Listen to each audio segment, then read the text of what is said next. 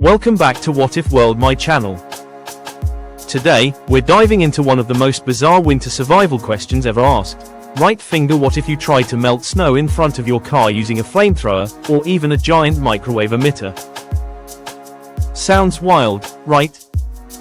Well, stick around, because the science behind this is even crazier than you might think. Imagine this. You're stuck in the middle of a snowy highway, the road covered in ice, and instead of waiting for plows, you flip a switch and, boom, a flamethrower clears the path in front of you. Or maybe you prefer a cleaner approach.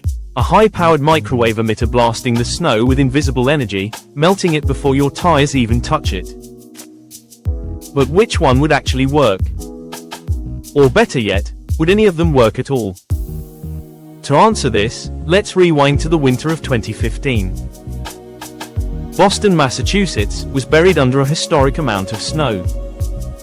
In just 30 days, the city got more snow than Alaska usually sees in an entire winter. Transit systems collapsed, roofs caved in, and the mayor literally admitted in a press conference, "I don't know what to say to anybody anymore." Hopefully, it will stop eventually. Snow removal wasn't just a chore, it was a matter of survival. So, could flamethrowers or microwaves have saved the day? First, let's look at the microwave idea. After all, microwaves are clean, efficient, and we already use them to heat food. Here's the catch. Microwaves heat liquid water really well, but they barely affect frozen water. That's why defrosting food in your kitchen microwave often leaves icy centers. So while blasting snow with microwave sounds futuristic, in reality, it would be painfully inefficient. Here's where physics crashes the party. Melting snow takes an enormous amount of energy. To melt 1 gram of snow, you need about 335 joules. A single 60-watt light bulb can melt about a pound of snow per hour.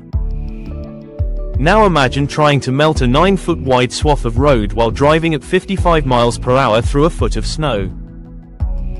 When you crunch the numbers, you need about 574 megawatts of power.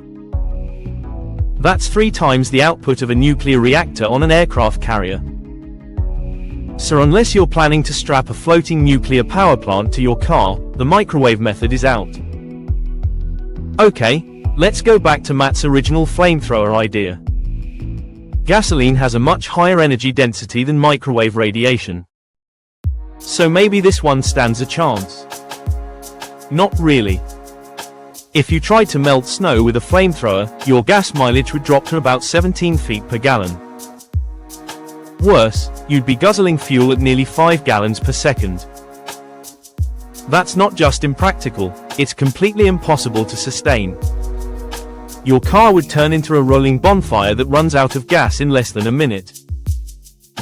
By the way, if you're enjoying this snowy thought experiment, don't forget to subscribe to What If World right now.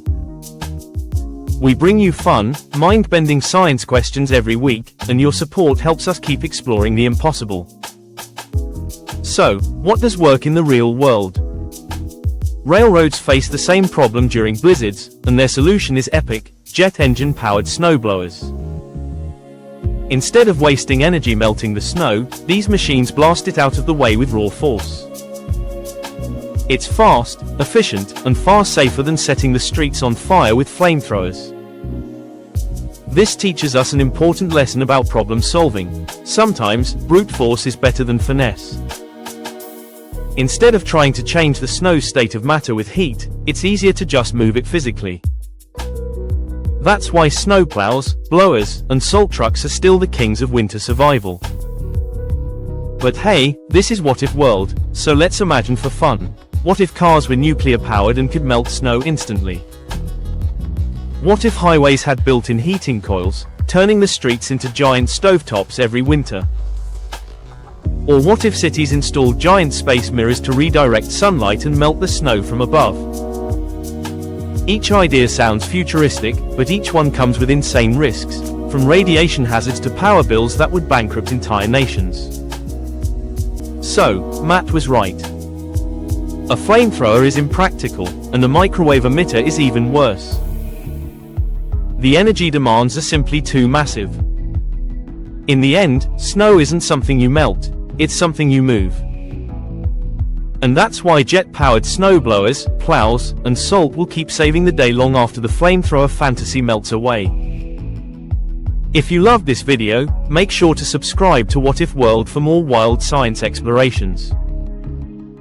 From apocalyptic scenarios to hilarious inventions, we've got endless thought experiments waiting for you. Thanks for watching, and remember, the best way to beat winter isn't fire, it's physics.